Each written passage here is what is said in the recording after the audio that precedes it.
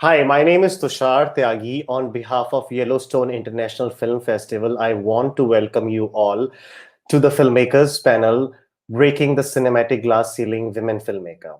I want to welcome Sucharita Tyagi on virtual stage, who is going to be moderating this panel. And all the filmmaker in the panel are someone who I feel very inspired by, and they have given me a lot of strength directly indirectly. So Sucharita, welcome to the panel.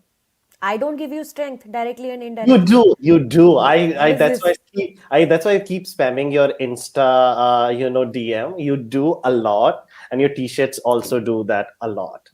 Nonsense. Thanks, Tushar.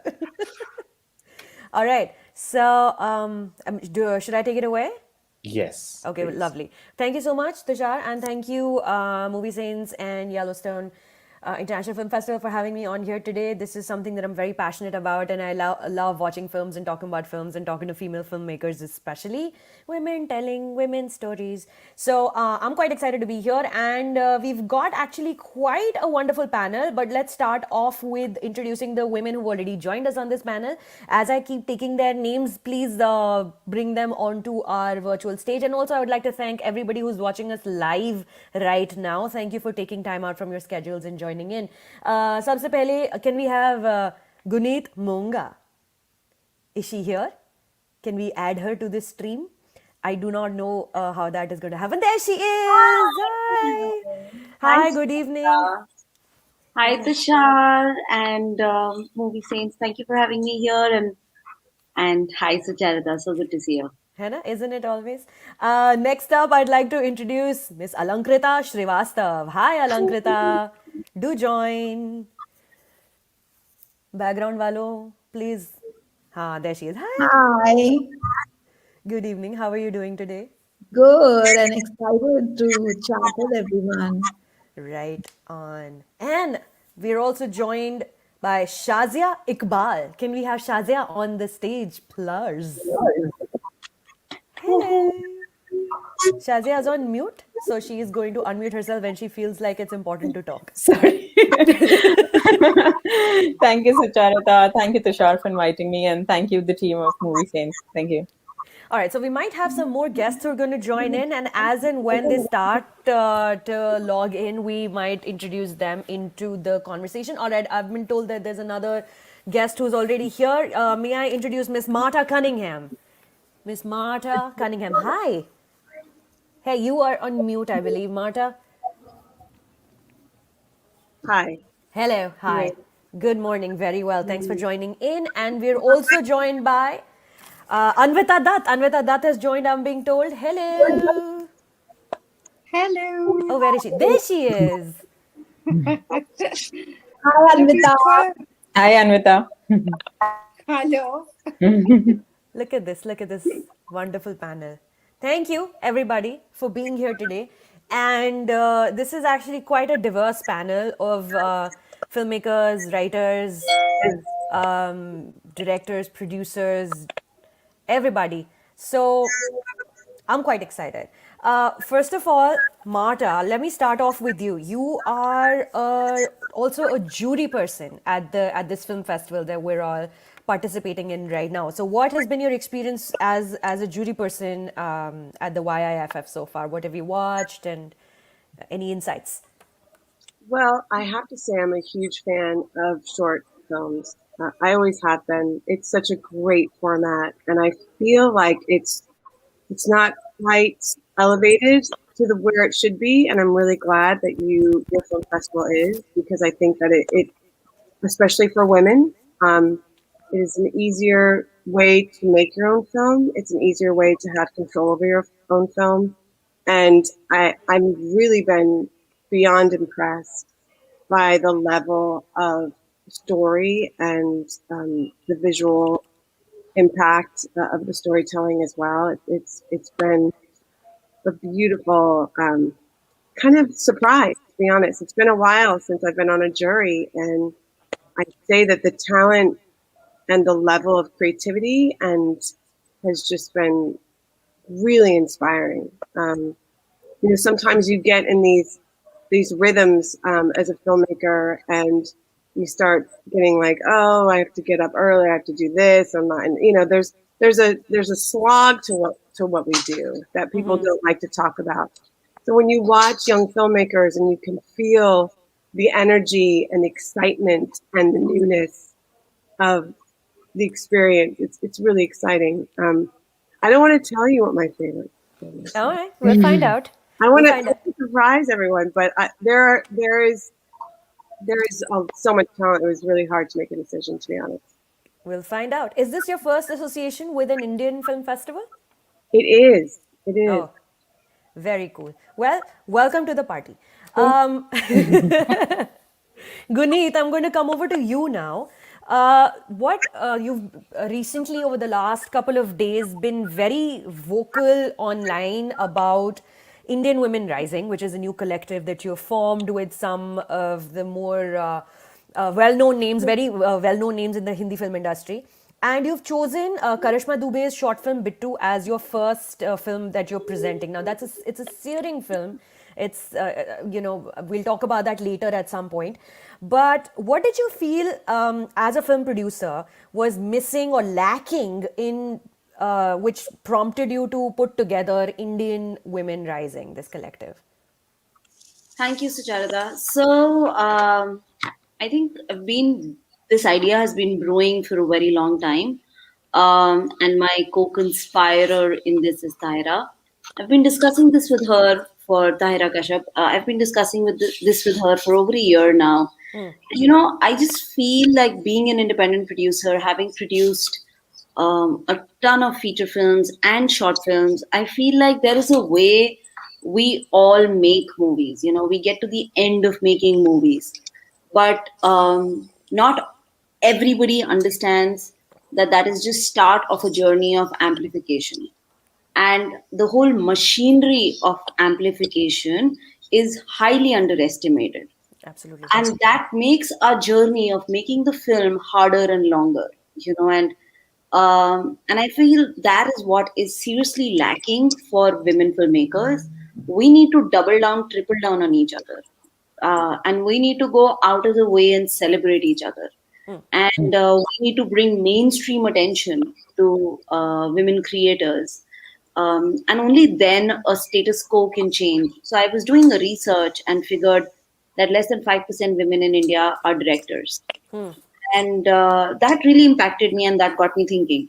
And that's when I shared this with her. Over the last year, we worked together on a podcast, on a short film. And I've been discussing this. And I've been like, what can we do? We in our own life are producing, she's doing her own stuff. And that's when we reached out to Ekta, who has a huge studio in India, Balaji Films. And Ekta and Ruchika came on board to empower us to make this whole possibility real. And we started with Bittu. We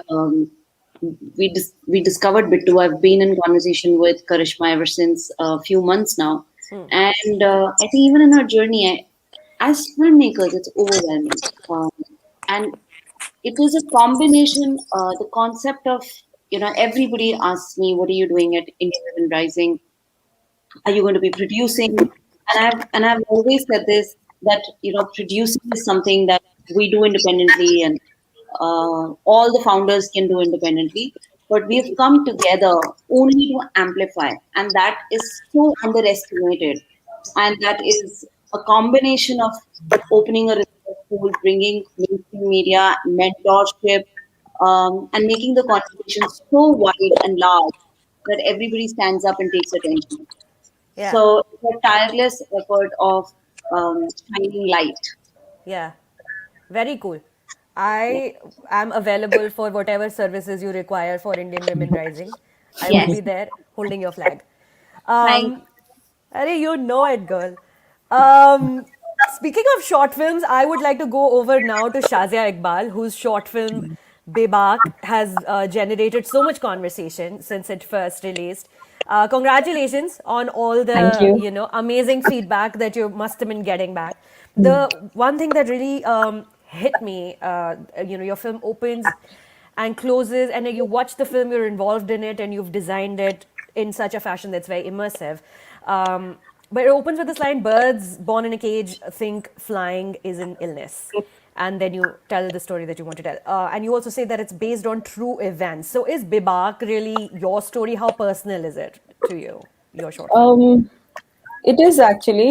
It is something that I went through when I was in second year architecture school, and so not.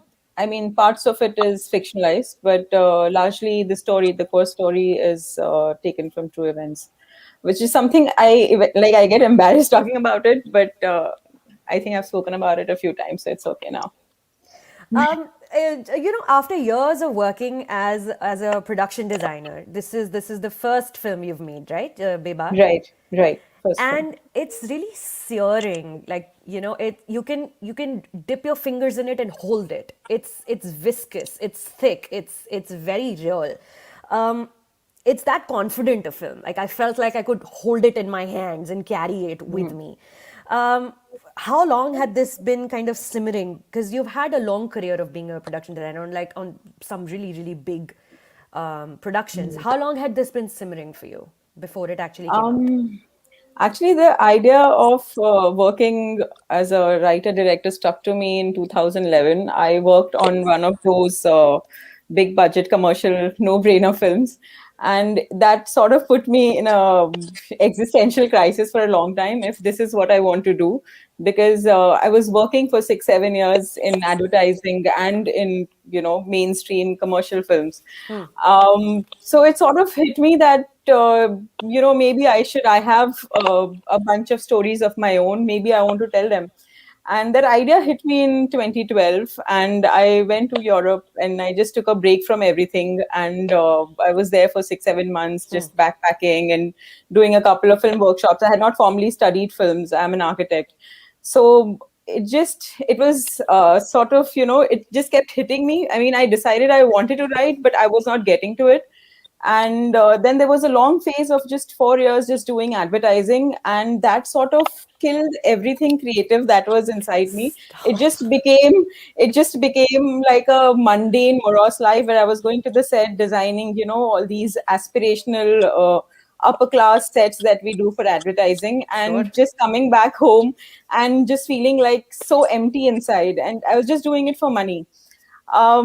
And then I realized that this has to stop. And then I started working with Anurag. I did Mukkabaz with him, and I saw him working on the set. And like, there are so many directors that I worked with who treat shoots as like matter of life and death. But Anurag was like, he was so easy on the set that it felt like if he can do it, I can do it. So it was that sort of a thing. And I was, after Mukkabaz, I think after the first schedule, I just came home and in 4 days, I finished the script, the first draft. And Yeah. I was like, if I have to make it, it has to be right now. And also the DP of the film was Shankar Raman, and he knew that I had written a feature script, and he asked me that, why have you not made your film yet? And I didn't have an answer to that. And he said, the only person stopping you from making your film is you. So I think that sort of became the inspiration. I was like, shit, that's right. I'm not making it because I don't want to make it. And there is no other reason. I just got into production without having a producer. Yeah. So, That, yeah. I mean, I can see Marta smiling quite knowingly at that, because I do believe that that's how you made your first film as well, Marta. You just picked up the camera one day, and your first documentary film that with which you've traveled all over the world with it. That's really how you began, right? You picked up the camera one day and decided that that was the story that you were going to tell. Yeah, if I'm being totally honest, my husband kicked me out of the house at that point. So I had my camera and I had sound, and he placed my equipment outside the door and then put me outside the door and shut the door and was like, bye. Don't So return until you have a film. yeah, it's one of the and I completely honor that. I honor that in you for realizing the place that you really were supposed to be was making a film. And so many of us women, especially women of color and BIPOC women, we think that it's for other people. We Right. see that it's for other people. We've been told it's for other people. And I was lucky enough to have a partner who said, there's no reason why you're doing this. And I didn't have a formal education. And it's been interesting, when I was traveling with my film, and I would go to these fancy, symposiums or, of fancy schools, right? And they were like, "Oh, well, where did you go to school?" And I'm like, "I didn't go to school for this." And they were always like, "How is that possible?" Usually men, obviously. And then, well, it's not rocket science. And I love the fact that you said, some directors treat filmmaking and set life as it's a life and death situation. It's like, actually, we aren't doing that. We are supposed to be creating together. And for me, in the sets that I like to, run, I want people to have fun. I want there to be a Right. space. I don't care what job you have. If you're a gaffer or a grip or Right. doing food, I want people to enjoy themselves. Or it just seems kind of, what's the point? I also had the conscious of Christ moment in my life, and I think that sometimes you have to have that in order to be true to yourself. Especially when you're making good money doing something else. Yeah. Um, Anvita, I come to you now. Same question actually that I just asked Shazia. That after years of a full career as a lyricist, as a celebrated lyricist, award-winning lyricist, you became a director with Bulbul, right? And that film just kind of explodes. It starts off and then it just explodes, and you can see that there's just so much that had been simmering right under the surface for you, not in terms of just the kind of female representation you wanted to portray, but also the kind of research you put into it. There's all these Bengali stories that have that you've made into this big mainstream commercial film. So how long were you nurturing that dream of Bulbul before it finally exploded onto our screens? So I think uh, the simmering must have started when I read my first Baba Yaga story, which was when I was about 5, and so demons and ghosties, and I found them more human than most people that I knew. I think so. That kind of is where I was coming from. But Bulbul came into my life about 10 years ago, and I wrote it, and there is we grow up believing that there is so much that we can't do, that we have to ask permission for. And you see everybody around you working really hard and telling you things like, oh, you should have assisted someone, or you should have worked as an AD, or you should have done this, and then you can become a director. So I just quietly put the script away, not knowing what to do with it. And but I knew this much, that I'm not giving it to anyone else. So I was greedy about that. I said, it's not going anywhere else, it's mine. So let's, if anybody is going to direct it, it's me. But I really didn't know whether I could, or whether I would. You, like I said, you have to ask permission to do things in life. But I fortunately found partners, producing partners, who believed in it with that beautiful confidence. And almost, we were all, I think, like naive in that way, that they never questioned whether I could make it or not. They felt that I'd written it, I saw it, so I could make it. Right. But and that's how it happened. And the research and everything, like I said, it's all the many mythological and fantastical stories that I've grown up reading. It's mostly reading. I haven't watched much, unfortunately, because I usually pick up a book instead of clicking on the remote. But also, I think it's inherent. I'm an angry person.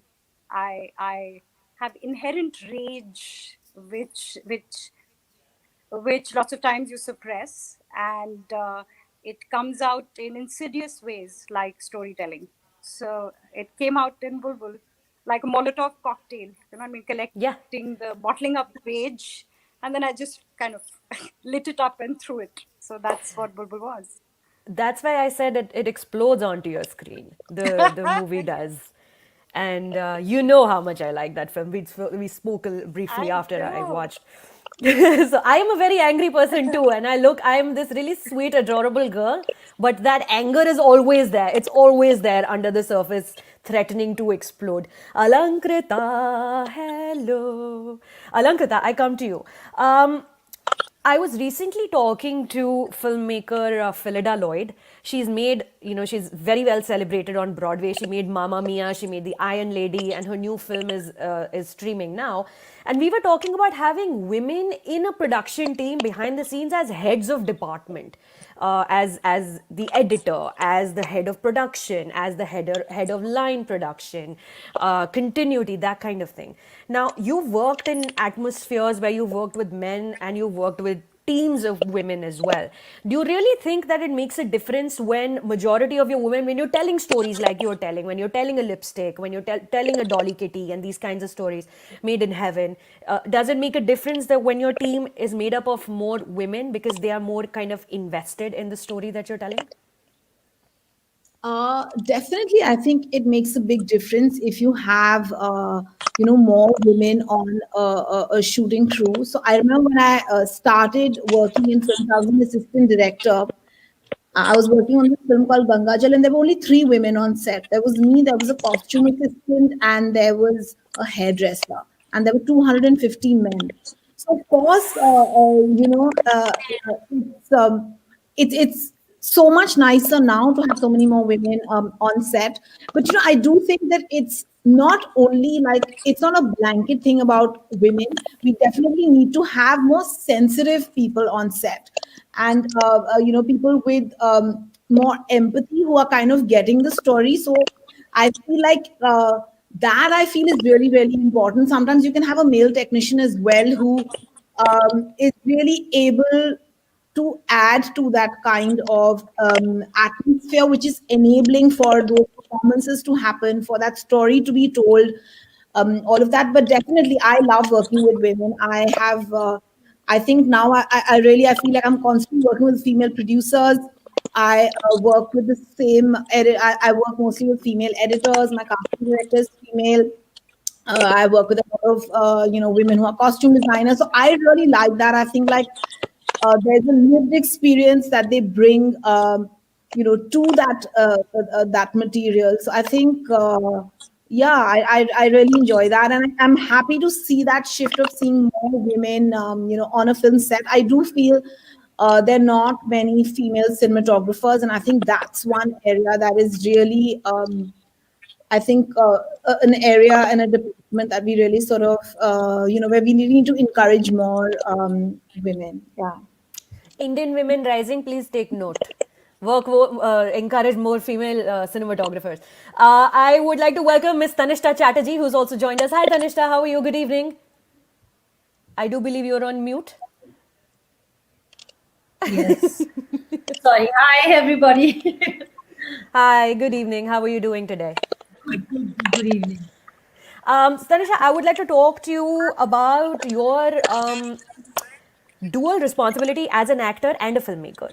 Now, do you feel that dual responsibility that while you're acting and then while you're directing films, those are two separate things, but there's a whole separate layer of added weight to both those because you have these two very active roles right now? I've just made one film. So it's a feature film. It was a big feature and you traveled to international festivals with it. Yes. I don't know. I mean, the thing is that in my feature, yes, I was acting as well as directing. I had written the film. There were a bunch of different things that I was doing. It was a typical first film where, all of us sort of had to multitask. There were a lot of elements of producing also that I had to do because I had to put the project together. I have to say that, yeah, I thoroughly enjoyed it. I didn't demarcate things. It was just different forms of creative expressions coming together, and it was very organic. I don't know how to respond to a question whether, it was actor, me, writer, director. Like, I was just expressing myself with a bunch of, other artists, my cinematographer, my actors, my co-writer, and all my other technicians, my sound designer, my music director, everyone, together to just have fun and express something. And that's about it. representing Indian stories in an international market is kind of a passion for Guneet. And Guneet, I'll come to you next with this question. But Tanishta, to continue with you, at Busan, where you went with Rom Rome, your film was under a category titled "A Window on Asian Cinema," right? That's where it was. Now, that's a big responsibility, because if you're saying that your film is a window to Asian cinema, uh, is that daunting, or is that really the job you're doing? I just told my story. Those are categories that, sort of festivals and curators had, like, they thought and they put it out. I didn't take any responsibility in that sense. Like, I didn't feel burdened. I just had this one story and I went out there and I told that story. And I have to admit that I did get an atmosphere which was conducive to express myself freely as whatever I wanted, whether you like the film, you don't like the film, whatever it is, but I made the film that I wanted to. And that, I think, was, I mean, whether it was a peek into Asian cinema, of course it would be, because we are Indians, and even if I go and shoot my entire film in Rome, my sensibilities and what I'm telling is a very Indian story. I mean, the backdrop can be anything, Right. but somewhere my emotions, my sensibilities, and the story, the cultural milieu that it actually comes from, is in the culture that I've grown up, and that's a part of India. So obviously, it will be a window, a peek into, some form of Asian life, Right. right? So you're saying that your primary objective is to tell the story that you want to tell, and if that becomes a window into Asian life, and if that becomes a window into how we live in India, our families, our cultures, then so be it. But your primary aim is to tell the story that you want to tell. I think this is something that we've been taught as actors for many, many years, and that's my basic learning of storytelling as well. That I don't show anything. I try and express through a story, through a character. It's not that I'm telling that, oh, I'm a woman and I stand for this. I just tell the story of this woman, and you derive whatever you think out of it, right? Right. It is really not my job to underline or spoon feed or tell anyone that, hey, I am talking about such and such thing. It's Right. my job to find stories that inspire me all around the world and from life, and show life as close uh, to the possibility that I have experienced and I want to express and I feel, feelings, emotions that I mean, and sometimes it might not be realistic. My film is very surreal, actually, but that's how I felt about that particular story and that feeling. Right. But that surrealism is also very real to my emotion and my feeling. Dream is surreal. So many things in our lives are actually super real. Like what has happened in the entire world in the last 1 year is not real. If it is real, but if I would have told somebody about it a year and a half back, it would have seemed really not real. So I think yeah, I just find stories, and then what category it falls into or what people think it is really up to them and their interpretation.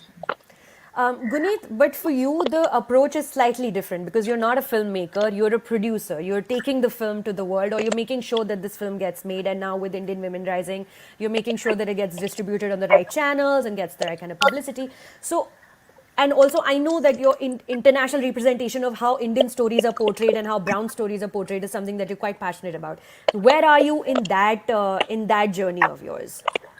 That that came to a high point with the period end of sentence, but it's still continuing after. Yeah, I think I've been, I think producing is a really, really underestimated job here, especially independent producing. So from discovering to putting the story out is like, is a year long work. It does not happen at the end of the film. Right? It does not happen successfully at the end of the film. So with from I would say from Gangs of Wasseypur, Peddlers to Lunchbox to Masan to Shahid to all the films that have been putting out to Visarnai, I would say that it's been interesting in understanding and pitching and portraying. I did start my journey early in 2010 with that girl in yellow boots, and I when I tried to open doors, I was put in a bracket of Bollywood, and everybody like, oh, you're from India, you're from Bollywood, we've seen later.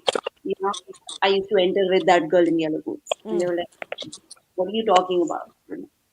So it really has definitely come of age from there. The induction of Indian independent cinema, everybody knows, everybody understands. Also, everybody does know with I'd worked on Kakamatai and even Titli and Visarne. I would say everybody even knows um, that India has so many languages and so many filmmakers, and For it's such sure. a vast country and independent film industries. So it is definitely all that is accepted. And Period End of Sentence was a short doc. It is a very different format of storytelling that did go and win the Oscar. I feel like there is still a lot to be done at our end. We are not ready to tap into what the world has to offer because there is lack of uh, development of producing, knowledge of the steps that you have to do. And it is not just getting selected at a festival. That's just one step. How do you even break out at a festival? How do you even be the most seen film at a festival or sampled? And that work starts very early. So all those, and then you have sales conversations. You use that momentum to further expand the footprint and the universe of the film. So I feel like there is a lot of how there is film independence and methods. There are all these programs that handhold you and step by step be done here. So while rest of the world is pretty set, has pretty set patterns, it's on us to learn it and to navigate, together with content that we want to represent. Right. So representation doesn't just end at including the right cast and telling the right story in your film. Representation continues much after. Once your story has been told, how you are presenting it to the world, that's also putting the presentation in representation. Guneet Monga. Um, I'm going to float a generic question now, guys, and whoever wants to chime in. But a generic question that I'd like to float here is that I'm a film critic and I watch all of your work, and I derive meaning out of it, and I write about it, and then I present it to the people who are watching me and following me because I want to encourage analysis, I want to encourage conversations, and I want to push the discourse forward. That's why I celebrate female filmmakers one step आगे जाके, थोड़ा सा आगे जाके. And to me, that becomes a form of activism, absorbing your work, kind of breaking it down, and then passing it forward for more people to watch. Do you consider your work a form of activism?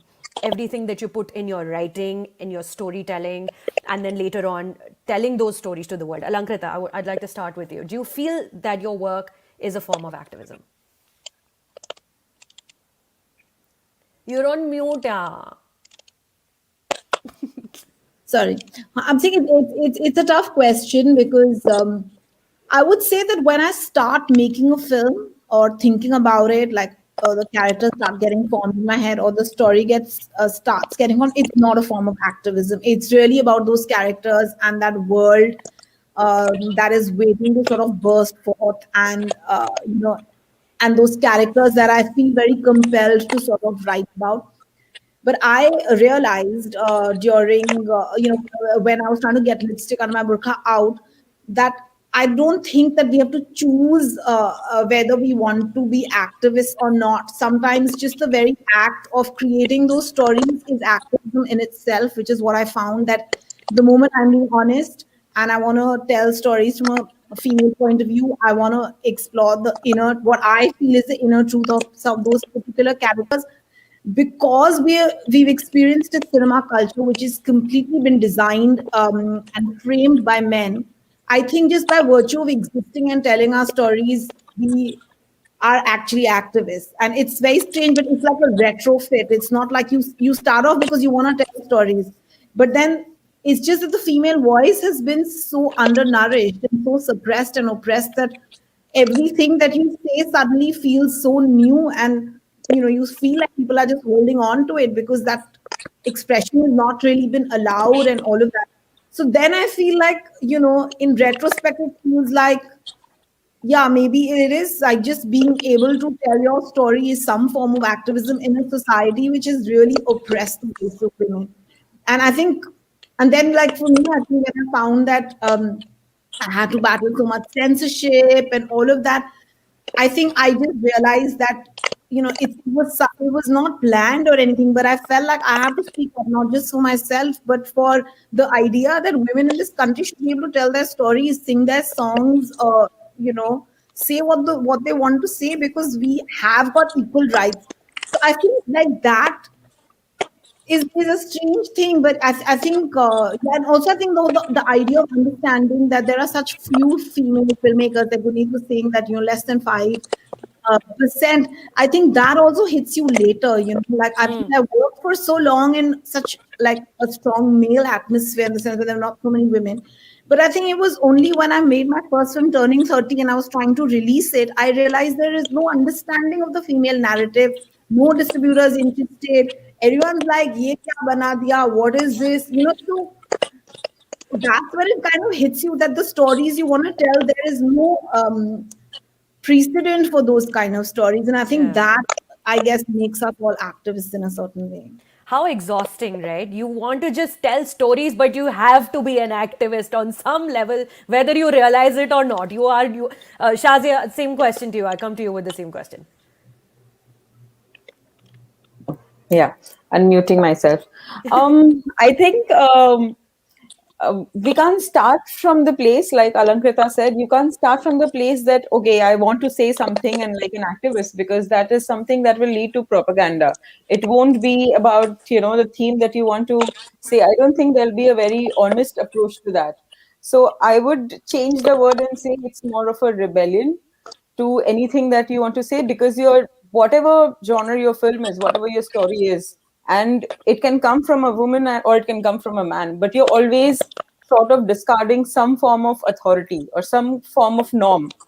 And in fact, Bergman also said that he generally makes films to actually challenge authority. And personally, for me, I think that works really well, that you're always rebelling against a norm, something, whether you're tackling women issues or whether you're tackling, say, it could be a love story, but it is actually always challenging an authority or something which society treats as normal. And a filmmaker comes and says that, hey, listen, this is the other way out. So Right. I think in that perspective, it is sort of a rebellion against something that disturbs you. So Which if that is is a which, form of activism, then it yeah, is which activism. is really another definition for Yeah, activism. Rebellion yeah, and activism, they yeah, go hand in hand. They're yeah. pretty much kind of I'm, the same thing. yeah, I'm saying And that you can't start from there, because then it will just become like a propaganda. Like whether you're on politically on the left, right, irrespective of that, it can't start from that place. It has to come from a personal space of this is something small that I want to say. If right. it leads to that, then well, it is that. Anvita, how about you? Especially when you're telling the story of a woman scorned. She's out to take revenge. She's angry, she's pissed off, and she's killing people. How do you approach your work? Yeah. Very joyfully, actually. So, the strange thing is that when, like all of us, I guess, I hear what Alankrita is saying, Chazia is saying. When you sit down to write, you genuinely believe that biology has nothing to do with intellect. Your gender is not at play here. You're spinning a yarn, you know. And but all the things, that's where the anger comes from, when you realize that there are people who believe it has everything to do with your intellect. And fortunately for us, paper is a very absorbent material. So all that moves you and angers you, and whatever you want to change, maybe just about yourself or how you look at the world or how you want to be received, seeps into the paper, into your script. into your writing. And I feel that what fairy tales did, always they're cautionary tales. Your grandmother puts you in her lap, or you sit around the angiti, around the fireplace, and you tell a little story, a fairy tale which tells you how to be brave, how to be strong, what it means to be a villain, what it means to be a hero. These little things that what are you doing? You're possibly teaching one child one thing. Now, if your story does even that much, I mean, you can't be so arrogant that I will change the world, or I will be that person that I'm going to get on a soapbox and this story will change everything. No, even if it moves one person, maybe even if it changes me as a storyteller, as a human being, I think that's all, at least I'm hoping for. And if it feels like a challenge to patriarchy, or it's that rage that we were talking about, then that's just me, and the paper is absorbing it, and that's it. Yeah. The one of the other, like you say, you're trying to spin a yarn, but for ever since yarns have been spun, they have been spun for us. So for us to kind of spin our own yarn is the is the first barrier to break through. Tanishta, what would you like to say, adding into this conversation? I think, yeah, I'm taking it from the spinning the yarn that that it has been spun for us. It's not only that, like while making my film, I also realized what Alankrita said, that the world view of arts in general, I mean, not only storytelling, but whether it comes to any form of arts and expression, whether it's painting or music, or it's been so male dominated for so many centuries that also are yardsticks of what is high art or what is good storytelling and what kind of story, what kind of emotion is also dictated by those standards. And when you have a very different and a fresh um, worldview that is coming in now, from the gender perspective, a different gender perspective, that's also being challenged. So the first, I mean, I don't think any of us as storytellers start out to tell our stories by saying that, hey, I want to change the, I mean, of course, yeah, I mean, we want to tell something, express something, but we know that that one story is not going to change the world, or it is, we're not ground level activists, right? We basically just get inspired by something from life, and we want to share it with the rest of the world with the beauty and aesthetics that sort of we are, wherein that's our art form, like through that, so, but the challenge is that, yeah, we are labeled, or we by default become activists because there's resistance at every level. It's not only about female characters or the kind of women that we are portraying in our stories or the agency that the women characters have, but even if it's a male character or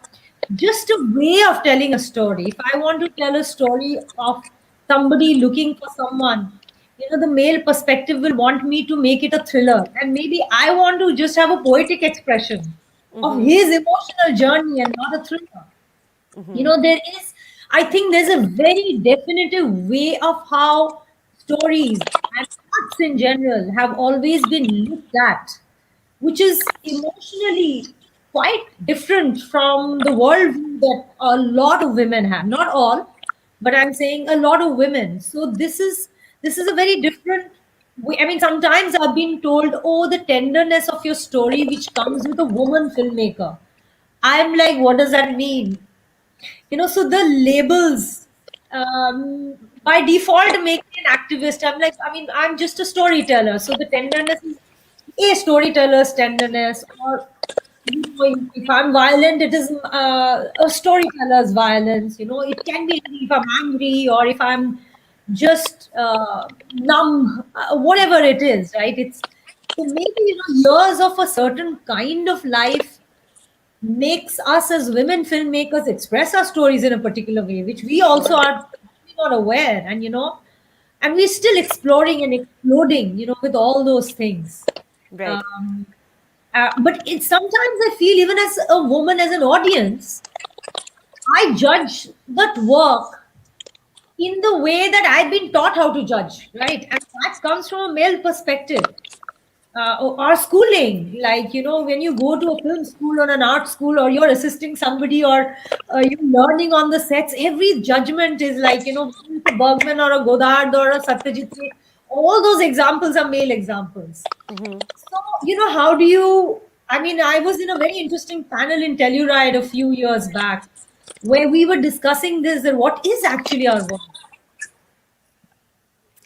Here right now, at least in the Hindi film industry where we work for the most part, and where I watch films for the most part, just changing small definitions is is is such a, like you use the word tender, right? Tenderness doesn't necessarily mean I'm telling stories of ponies and clouds and the sun and the moon. Yes. Anvita's film was very angry, but it was also tender. Shazia's film was very angry, but it was also a very tender, very, very tender film, but a very angry film at the same time. So just changing these small definitions is where I find my activism lies, when I'm trying to break this down and kind of encourage conversation and discourse around the films that you guys make. Guneet, Indian Women Rising is also pushing back at structures that have been presented to us our entire careers, that this is how it is. But you and Ekta and other people, Tahira, you're coming together and you're pushing back, and that makes it rebellion, like Shazia was just saying a while back. What are your thoughts? I just want to step in here and say that I've been on the side of business of filmmaking, and everything that I have put out there has been, I've been in very different rooms, and I've been the front one facing the layers of judgment, the layers of how will you do this, and be disillusioned, and then come back to my filmmaker and yet keep that ship going, and that keeping that up and running and motivated, while listening to a lot of, what on this earth are you thinking, what are you trying to pull off, uh, so I've had to make peace with the fact that we work in 100% equity market, so we have to talk. A producer, I need to learn that language. I cannot sit at a place and say, you don't understand me. I have to be like, okay, let's roll up the sleeves and let me do everything to make you understand this. So I have crowdfunded, I have, raised money in Europe, in US. I would say lived on the peripheries of Bollywood my entire career. You know, uh, tiptoed around it, and made things happen and made so much noise that it is now difficult to ignore. Everything that I talk about now is retrospective of a decade and a half of work. So it has been breaking those barriers ever since, and we are our exposure, we are our reality, and now it feels like you could come together and make a lot of noise. This was needed long ago. There is a mainstream journalist who was asking me about Bit 2, this film that we picked up. And like an amazing journalist who's been tracking independent films and has tracked a lot of our work and our footprint. And I just told her that, Bit 2 actually won the Student Oscar 4 months ago. We're talking about it now, and that's when everyone is realizing. And this is precisely our work.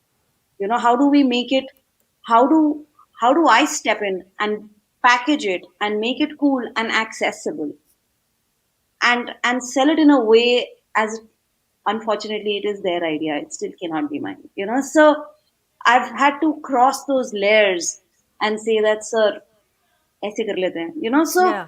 it's a very different view into filmmaking. While I understand uh, what our barriers are, I want to figure out how we can sell them Right. in in 100% equity driven market, and yet retain that freedom and agency, and have a vision that you allow other people to come in and join in and say that, we can walk this far together. Are you ready for this? you Right. know and then do my best to live up to that on every title, on every film, from tigers to, period, end of sentence, to every shot, to every feature. So yes, in that journey, you're called a fluke if you're successful, because you're so new. You're bringing a new language. You're bringing a new language into financing. You're bringing a new language into. I've been at a point. I remember during monsoon shootout, I was raising money and I was saying, "Hey, we've sold Germany and France ka TV rights and UK ka TV rights, and that money is seeping in, and I just need this much. Like I just need 1/4 of the money from India." And the resistance was like, अरे इसके ऊपर global court cases होंगे. We can't co-produce. So that was the mindset that I was dealing with. Like, if we enter this, we'll have to go fight case in Europe. Why case? Why are we fighting a small independent film? Globally, five companies come together and work together. In India, it's very different. So I feel like where filmmakers are taking 10 steps forward, there's a lot of hygiene that needs to be done, a lot of hand holding that needs to be done. And that is what makes a cohesive system, a coherent system.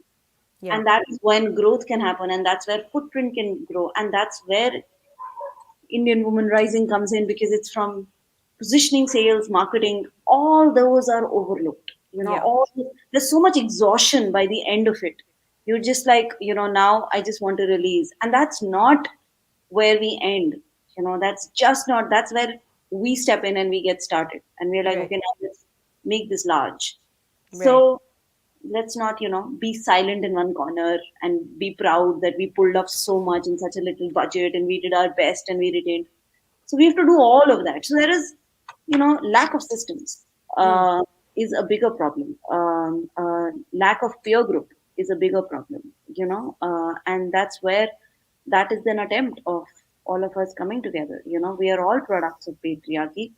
I didn't become I didn't understand till very late on what my lens is and what I need to do. So I think I'm growing to be a feminist on daily basis. I'm growing to be understanding it more, and sitting on the table and negotiating more, Yeah. and pushing it more. And I am the front side of my filmmakers, so I have to fight very different battles Correct. and make it accessible, and that's where the change happens.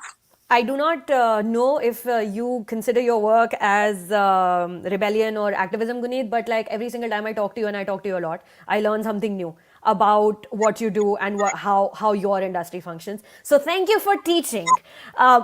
Marta, I'll come to you now to close this and to have your final word on your word on this topic. Do you consider your work as activism? Do you consider your work as crucial to pushing conversations forward, not just you telling the stories that you want to tell, but the impact those stories are having? Yeah, I've been listening and agreeing with pretty much everyone. I feel very similarly to pretty much everyone that spoke, and I also never thought of myself as an advocate or an activist um, until people didn't want to make my film. People didn't want to give me money. I was producing my own film, and I didn't realize it. I don't walk into a room and say, "Oh, I'm a queer Black woman." That's not like how I think of myself when with my family or walking my dog down the street. So I didn't really know, just aspects of me did. But I had this naive notion that I was in a room full of similar mindset, right? So when you're with creative people, you think you're with creative people and that they don't judge you in the same way as, if you're in school or some other institution. But what I realized very, very quickly, from being in front of the camera than going behind the camera, is it's way worse. It's way worse. In some ways, as an actor, you don't have power, but you're celebrated for being, whatever role that you're taking on. What I realized as a director and a producer, specifically, producers are, as you said, so underrated. My gosh, that job is like almost invisible. So I felt like it was one thing making my film and getting my film out there. And I was very lucky to have a distributor who came in early and really guided my hand and helped me along the way. And will always be grateful to HBO for that.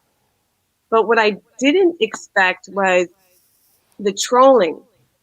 So I made a film about a trans person, a child of color who was killed by white supremacists. And what I wasn't expecting is trolling from African Americans, right? So it wasn't even about necessarily white supremacy, which we all know is alive and well in America. But what I wasn't expecting is from the African American cisgender heterosexual population to troll, right? And so what I realized is I was not only an advocate for women, for trans women, trans children, I was really becoming an advocate of queerness in the Black community. And that was really painful.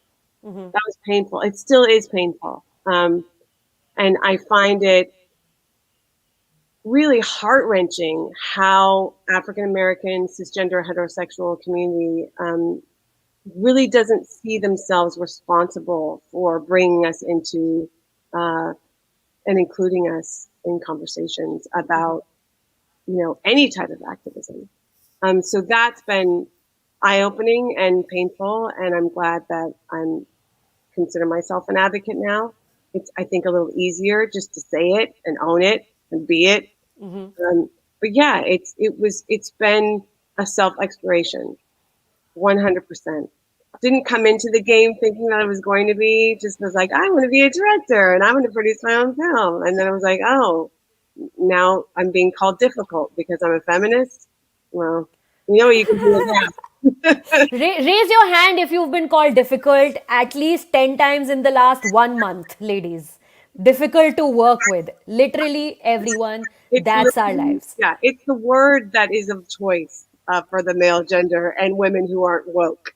So she's difficult to work with. Yeah, I'm difficult. I'm like, that's actually, I should get like some type of medal every time I'm called that. It means I'm achieving something, Or just a t-shirt. I'm difficult to work with. Yes.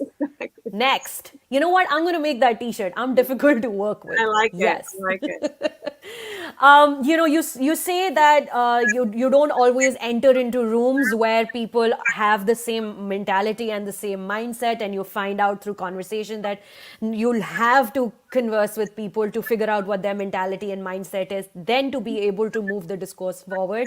Thank you to YIFF for putting this room together where we're having these conversations and figuring out each other out, figuring each other's work out, and building bridges towards better films, more films, better reach, wider reach, and may our voices be heard louder and clearer. And thank you to each and every one of you for sharing so candidly and so openly with me. And it's always an honor to speak with female writers, filmmakers, producers, distributors, and, because mostly I'm just sitting in a room talking to my camera. So it's quite nice talking to actual people. Thank you. And thank you for, for us, because I think we're at a point where we are building a tribe. So thank you for putting this together. Tribe building. All right. Everybody, thank you so much. And I do not know how to end this, so I am just going to click on this button that says Leave Studio. So if you guys want to follow suit, just click on Leave Studio, and I guess that should end it. Thank you.